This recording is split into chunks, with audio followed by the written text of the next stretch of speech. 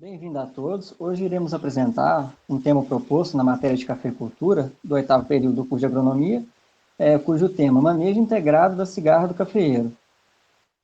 O docente José Marcos Angélico de Mendonça, os integrantes Franciele Chagas, Matheus Vieira, Priscila Alvarenga, Rodolfo Borelli e Sérgio Emílio. Há relatos que apontam a ocorrência do ataque da cigarra do cafeeiro no Brasil desde 1900, quer dizer, há mais de 100 anos atrás, no estado de São Paulo. Porém, na década de 70, foram confirmadas altas infestações de cigarras na região sul de Minas. E assim, a IPAMIG começou a estudar a cigarra nos aspectos relacionados à espécie, bioecologia, hospedeiros, prejuízo e controle. Tais pesquisas foram dadas como concluídas em 1983, com o lançamento de um boletim técnico sobre o assunto, destinado aos cafeicultores e técnicos. Entretanto, a partir de 2001, com o aumento da população da espécie, nas regiões do Triângulo Mineiro, Alto Paranaíba, Sudoeste Mineiro, as pesquisas foram reiniciadas, sendo realizados vários experimentos de controle por meio da utilização de inseticidas, como neonicotinoides, sistêmicos, e com baixo teor de toxidez. Das espécies de cigarra que a gente tem, a Quesada gigas, a Fidicinoides e a carineta são as mais comuns. Entretanto, na região do sul de Minas, São Paulo, a que está mais presente nas lavouras é a Quesada gigas e é a que causa os maiores danos no café arado. A cigarra é um inseto hemimetabólico, ou seja, ele tem uma metamorfose gradual. O ovo da cigarra, no início, ele fica na parte aérea da cultura do cafeeiro. É onde ele se aloja até o período de eclosão, que é quando a ninfa móvel vai descer para o solo, vai se instalar no sistema radicular da cultura do cafeeiro, sugando a seiva, que vai ser necessária para o seu desenvolvimento, tanto pelo fornecimento de água quanto pela utilização dos nutrientes. Essa ninfa móvel, após ela se transformar num adulto, ela vai sair do solo em direção a uma superfície que ela possa se fixar. Nessa fase vai ter o rompimento da exúvia, do exoesqueleto, gerando uma exúvia que fica fixada onde ela se instalou. O adulto ele vai sair já com suas asas e vai para a fase reprodutiva, onde o adulto macho vai emitir o canto para atrair a fêmea, realizar a cópula e continuar o ciclo com a deposição de novos ovos e a sua posterior morte no caso do adulto. Bom, aqui a gente tem uma foto que representa o macho e a fêmea.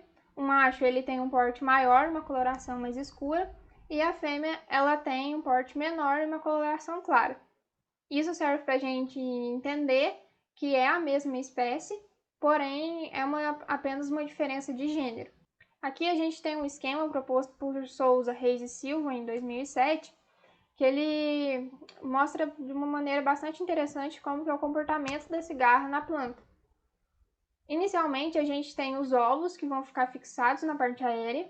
Esses ovos vão eclodir, como a gente pode observar, a cigarra ela vai formar orifícios com galerias no sistema radicular, onde ela vai estar sugando a seiva, principalmente da raiz principal e das raízes mais grossas, que é onde os vasos condutores estão presentes. A partir da sucção da seiva, quando ela completou a sua fase de ninfa móvel, ela vai voltar para a superfície do solo, se instalar em um suporte, onde ela vai se tornar um adulto e completar o seu desenvolvimento. Bom, como os danos dessa praga no cafeeiro, a gente tem o depauperamento das plantas, justamente pela sucção da seiva, porque a seiva ela é o que carrega todos os nutrientes para todas as partes da planta. E se esse fluxo é interrompido, a gente vai ter sintomas que vão aparecer pelo definhamento dessas plantas, como a clorose e a queda de folhas, e também a ocorrência de pequenas floradas, porque essa planta ela vai perder a força de reprodução, justamente porque ela não tem circulação de seiva no sistema. Então isso vai resultar numa produção insignificante e em muitos casos a gente pode estar perdendo a lavoura e a produção completamente. Os sintomas eles ocorrem principalmente, são acentuados, quando há ocorrência de déficit hídrico.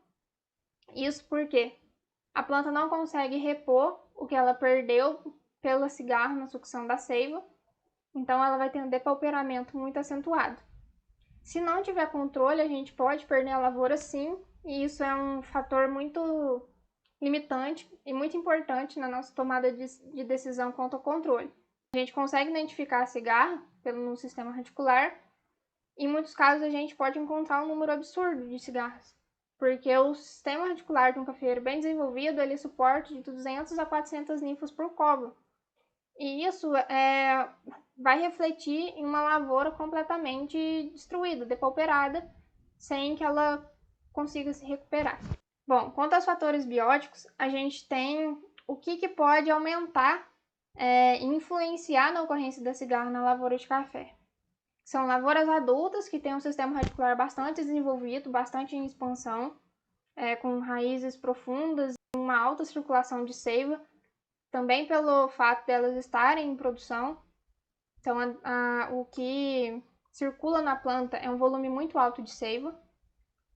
Solos argilosos pelas condições ambientais de temperatura e umidade favoráveis para o inseto.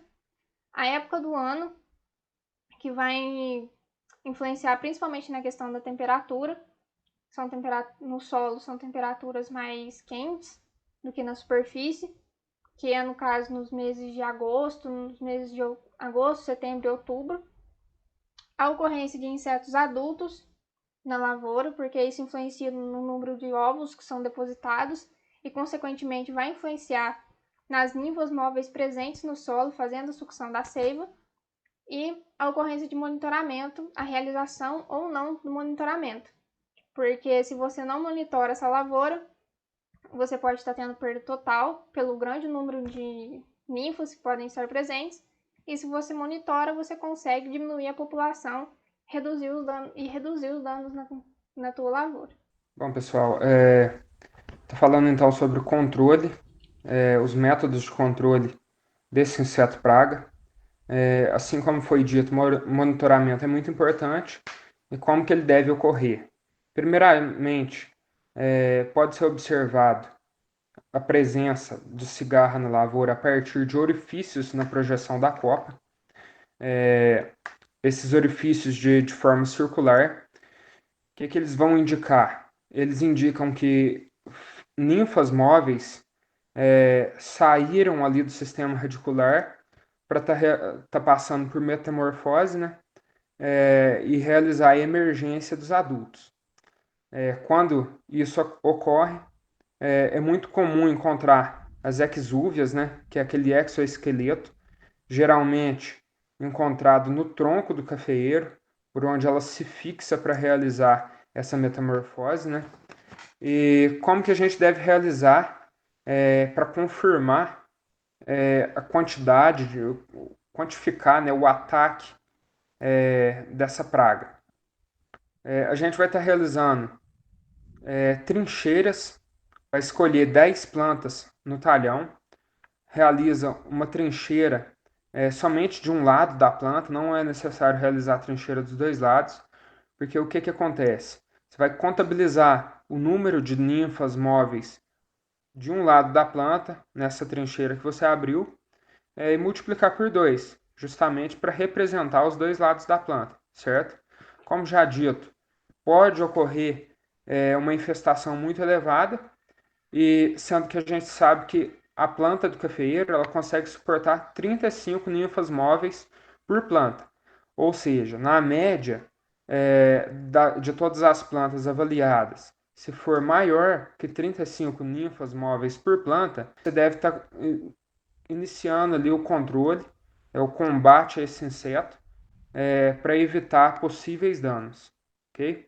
Nesse sentido, encontrada aí uma quantidade de ninfas acima de 35, a gente deve estar realizando aí o controle, que pode ser feito um controle cultural, que consiste na eliminação de lavoura, pode ser feito o arranquio da lavoura que já está improdutiva e que talvez o produtor já tenha já esteja planejando implantar outra cultivar, com outro espaçamento. Pode ocorrer isso daí em lavouras mais antigas, um sistema mais adensado que não é mecanizado.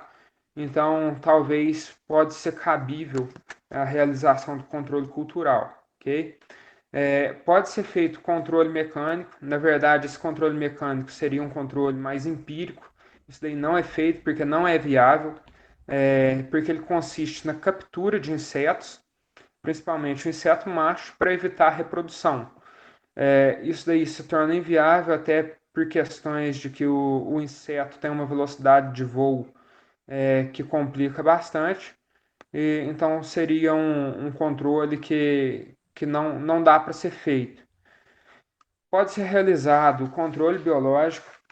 Hoje a gente foi encontrado aí em estudos aí, segundo Souza, Reis e Silva 2007, em um experimento realizado aí na região de São Sebastião do Paraíso, o fungo do gênero Metarrhizium, que pôde ser comprovada a eficácia dele no controle da cigarra. O que acontece? Ele coloniza o corpo da cigarra e ali ele se desenvolve, se reproduz, acabando por si, né, matando a cigarra. Hoje, o que se mais faz em questões de controle é o inseticida, é o produto químico, são inseticidas à base de tiametoxam, imidacloprid, aldicarb, sulfotan, terbufós, carbofuran, entre outros.